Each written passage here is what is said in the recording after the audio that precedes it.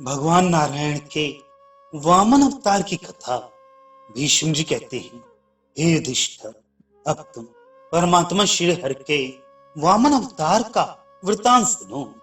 राजन, प्राचीन त्रेता युग की बात है। विरोचन कुमार बलि दैत्यों के राजा थे।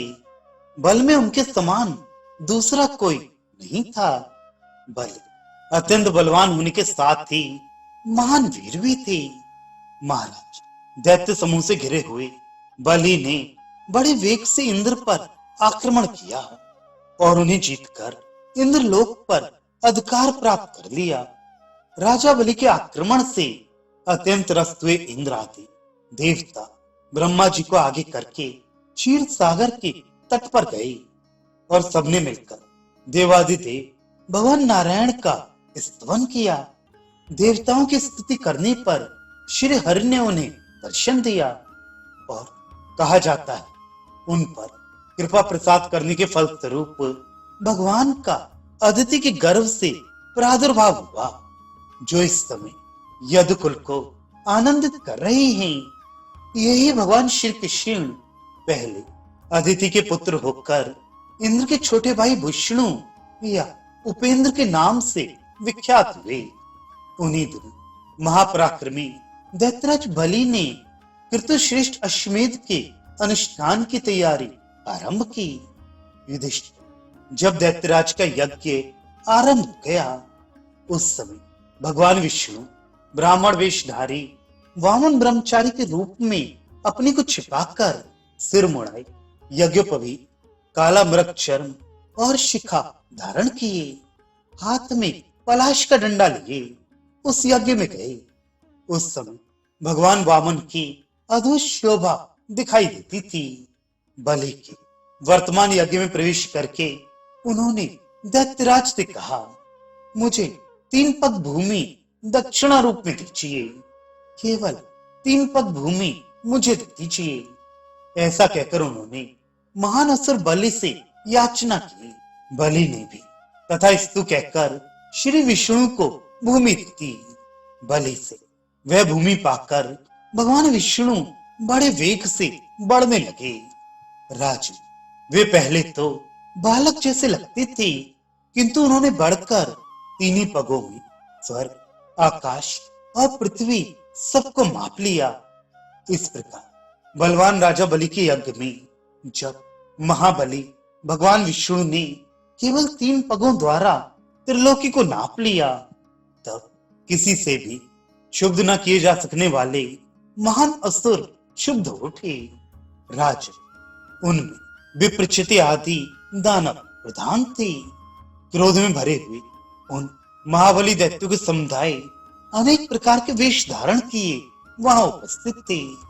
उनके मुख अनेक प्रकार के दिखाई देते थे। वे सबके सब विशालकाय थे।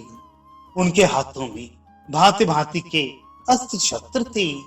उन्होंने विविध प्रकार की मालाएं तथा चंदन धारण कर रखे थे।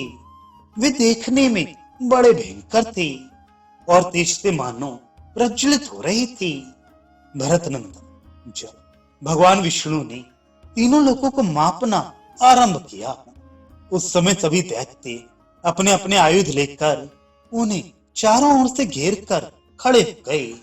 भगवान ने महाभयंकर रूप धारण करके उन सब दैत्यों को लातों थप्पड़ों से मारकर भूमंडल का सारा राज्य उनसे शीघ्र छीन लिया।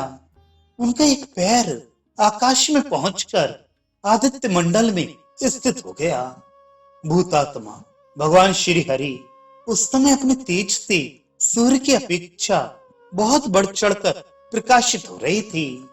महाबली महाबाहु भगवान विष्णु संपूर्ण दिशाओं विदिशाओं तथा समस्त लोकों को प्रकाशित करते हुए बड़ी शोभा पा रहे थे। जिस समय वे वस्ता को अपने पैरों से माप रहे थे, उस समय वे इतने बड़े कि चंद्रमा और सूर्य उनकी छाती के सामने आ गए। जब वे आकाश को लांघने लगे, तब वे चंद्रमा और सूर्य उनके नाभि देश में आ गए। जब वे आकाश या स्वर्गलोक से भी ऊपर को पैर बढ़ाने लगे, उस समय उनका रूप इतना विशाल हो गया कि सूर्य और चंद्रमा उनके घुटनों में स्थित दिखाई देने लगे। इस प्रकार ब्राह्मण लोग अति पराक्रमी भगवान विष्णु के उस विशाल रूप का वर्णन करते हैं। युधिष्ठिर, भगवान का पैर ब्रह्मांड कपाल तक पहुंच गया और उसके आघात से कपाल में छिद्र हो गया, जिससे झरझर करके एक नदी प्रकट हो गई, जो शीघ्र ही नीचे उतरकर समुद्र में जा गिरी। सागर में मिलने वाली वे पावन सरता ही गंगा है। भगवान श्री हरि ने बड़े बड़े दानवों को मारकर सारी पृथ्वी उनके अधिकार से छीन ली और तीनों लोगों के साथ सारी आश्रय संपदा का अपहरण करके उन असुरों को स्त्री पुत्रों सहित पाताल में भेज दिया। नमुच, शंबर और महामना प्रहलाद भगवान के चरणों के स्पर्श से पवित्र हो गए। भगवान ने उनको भी पाताल में भेज दिया। राजन, भूतात्मा भगवान श्री हरि ने अपने श्री अंगों में विशेष रूप से पंच महाभूतों तथा भूत, भविष्य और वर्तमान सभी कालों का दर्शन कराया।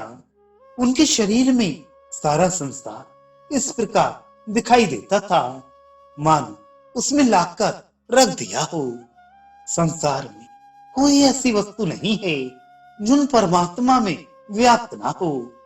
परमेश्वर भगवान विष्णु के उस रूप को देखकर उनके तेज से तिरस्कृत हो देवता, दानव और मानव सभी मोहित हो गए। अभिमानी राजा बलि को भगवान ने यज्ञ मंडप में ही बांध लिया और विरोचन के समस्त कुल को स्वर्ग से पाताल में भेज दिया। गरुण वाहन भगवान विष्णु को अपने परमेश्वरी तेज से उपयुक्त कर्म करके भी अहंकार नहीं हुआ। दानव सूदन श्री विष्णु ने शचीपति इंद्र को समस्त देवताओं का आधिपत्य देकर त्रिलोकी का राज्य भी उन्हें दे दिया। इस प्रकार परमात्मा श्री हरि के वामन अवतार का वृत्तांत संक्षेप से तुम्हें बताया गया। वेदवेत्ता ब्राह्मण भगवान विष्णु के इस सुयश का वर्णन करते हैं।